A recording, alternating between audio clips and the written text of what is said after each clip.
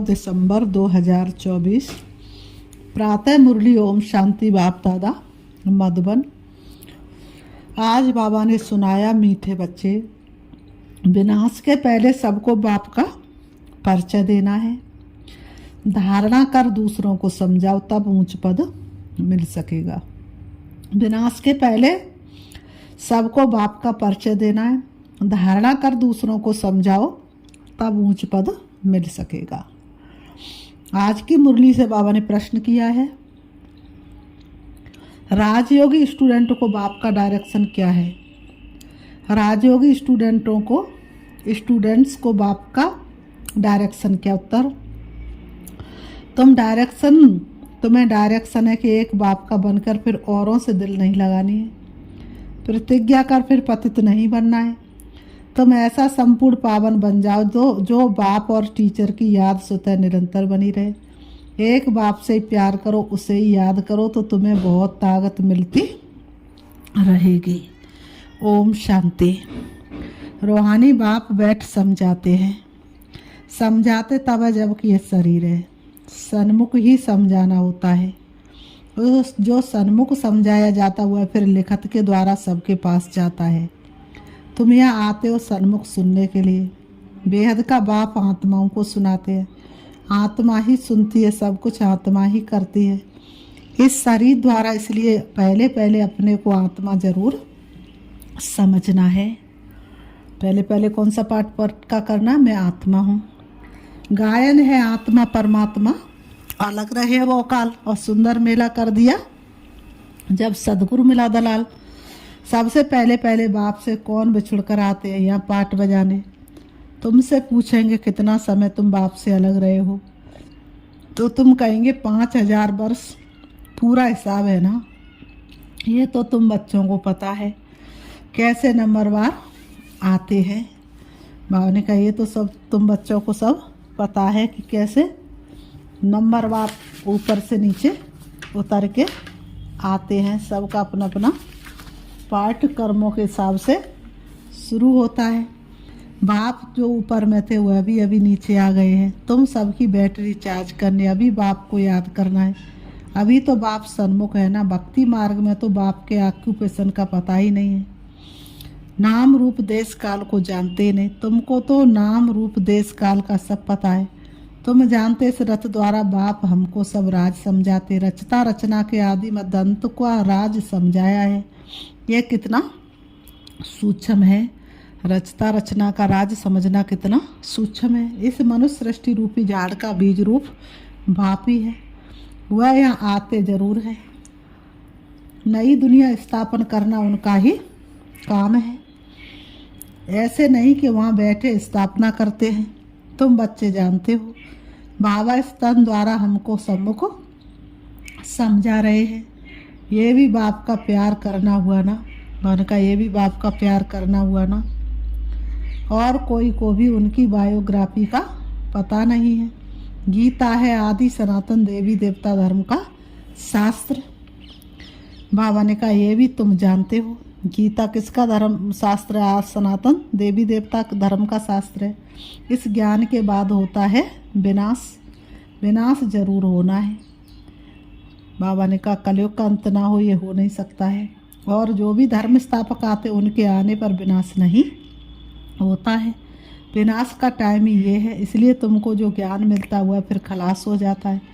तुम बच्चों की बुद्धि में ये सब बातें हैं। तुम रचता रचना को जान गए हो। हैं दोनों अनादि जो चलते आते। बाप का पाठ ही है संगम पर आने का। भक्ति आधा कल्प चलती है, ज्ञान नहीं चलता है। ज्ञान का वर्षा आधा कल्प के लिए मिलता है। ज्ञान तो एक ही बार सिर्फ संगम पर मिलता है, बीच में नहीं। बाबा सतयुग में आते न त्रेता में न द्वापर में। कब आते हैं? कलयुग के अंत संगम पर ही आते हैं। ये क्लास तुम्हारा एक ही बार चलता है। ये बातें अच्छी रीति समझकर फिर औरों को समझाना भी है। खुद भी समझना है, औरों को भी समझाना। पद का सारा मदार है सर्विस करने पर। तुम जानते पुरुषार्थ कर अब नई दुनिया में जाना है। धारणा कर और दूसरों को समझाना है। इस पर ही तुम्हारा पद है। विनाश होने के पहले सबको बाप का परिचय देना है और रचना के आदि मद्दंत का परिचय देना है।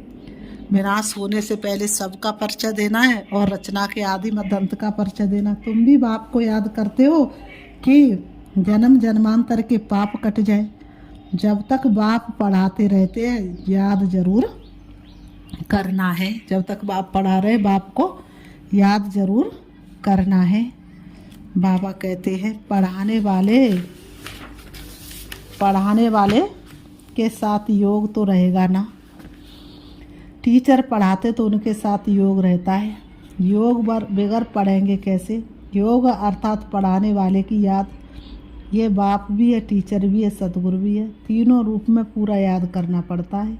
ये सदगुरु तुम्हें एक ही बार मिलता है। ज्ञान से सदगति मिली, बस फिर गुरु की रस्म ही खत्म। बाप टीचर की रस्म चलती है, गुरु की रस्म खत्म हो जाती है। सदगति मिल गई ना। बाबा ने कहा सदगति मिल गई ना।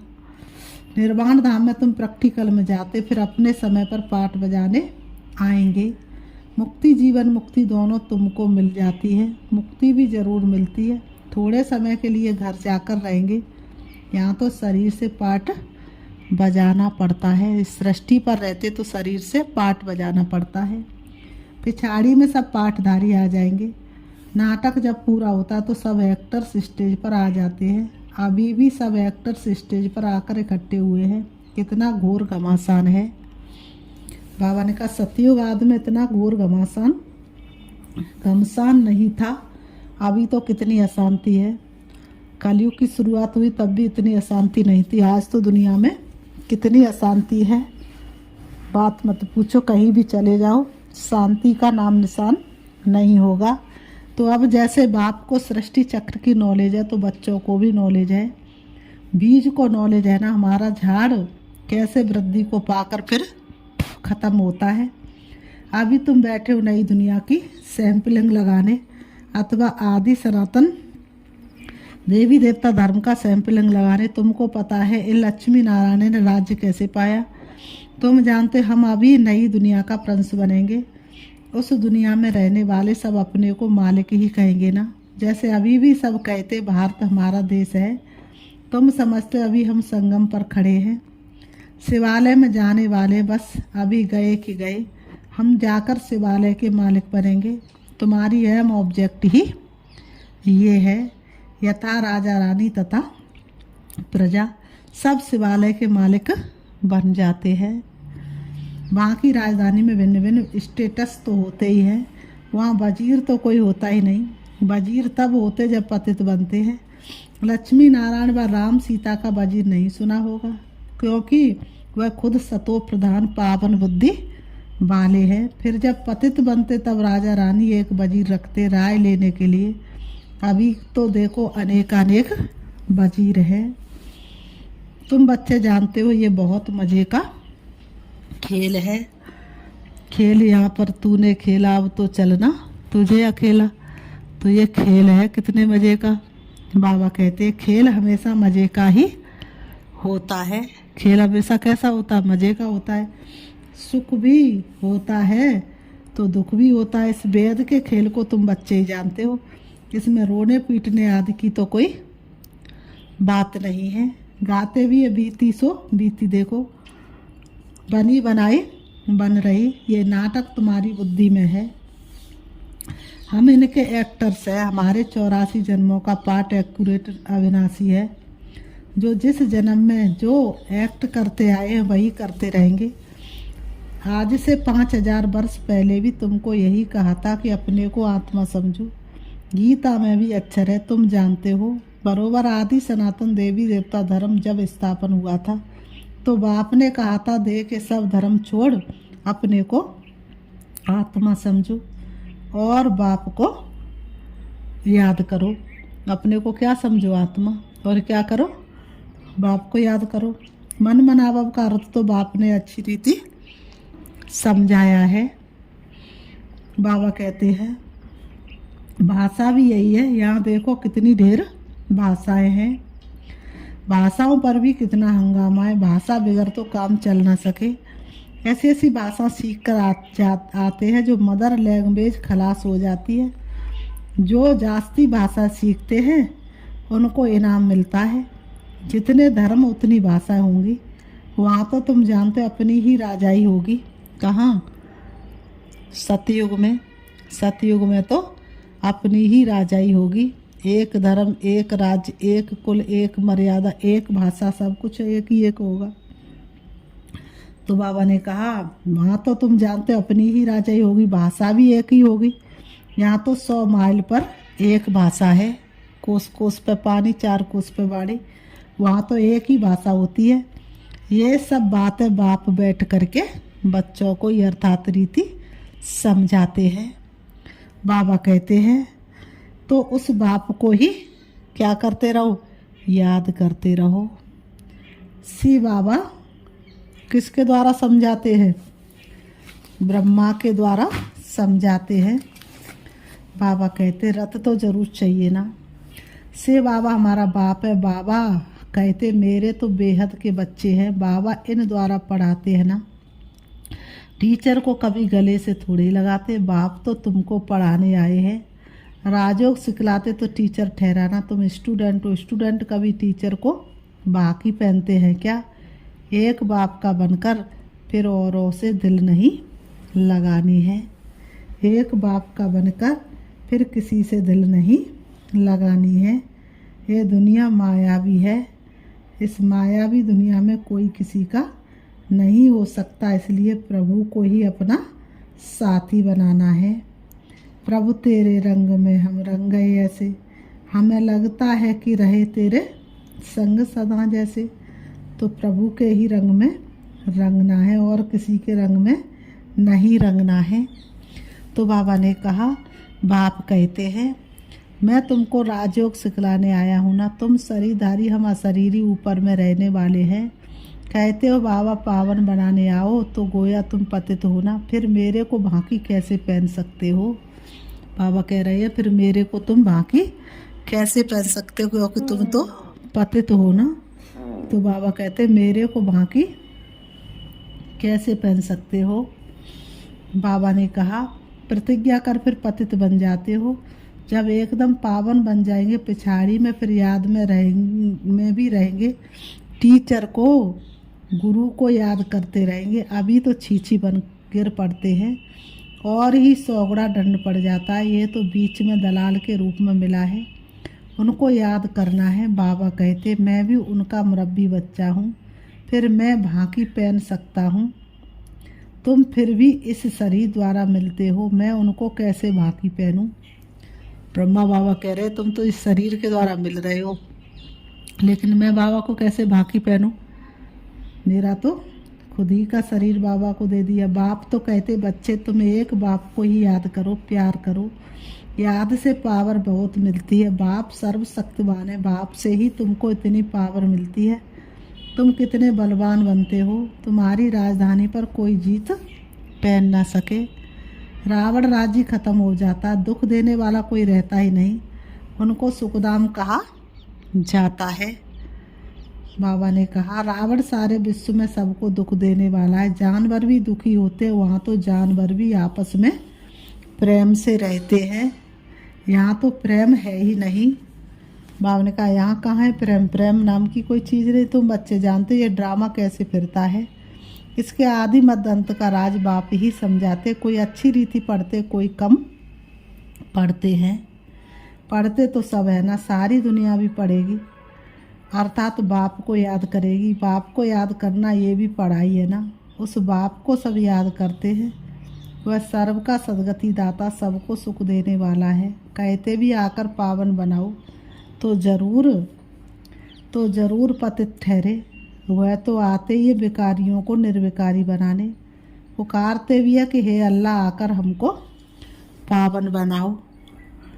बाबा कहते उनका यही धंधा है, इसलिए बुलाते हैं। बाप का यही धंधा, इसलिए बच्चे बाप को इसी धंधे को पूरा करने के लिए बुलाते हैं। तुम्हारी भाषा भी करेक्ट होनी चाहिए। वो लोग कहते अल्लाह, वह कहते हैं गॉड, गॉड फादर भी कहते हैं। पिछाड़ी वालों की बुद्धि फिर भी, बाबा कहते पिछाड़ी वालों की बुद्धि फिर भी अच्छी रहती है। इतना दुख नहीं उठाते हैं। तो अब तुम बच्चों, अब तुम सम्मुख बैठे हो। बाबा ने कहा अब तुम बच्चे कहाँ बैठे हो? सामने बैठे हो। क्या करते हो? बाबा को इस भ्रकुटी में देखते हो। बाबा फिर तुम्हारी भ्रकुटी में देखते हैं।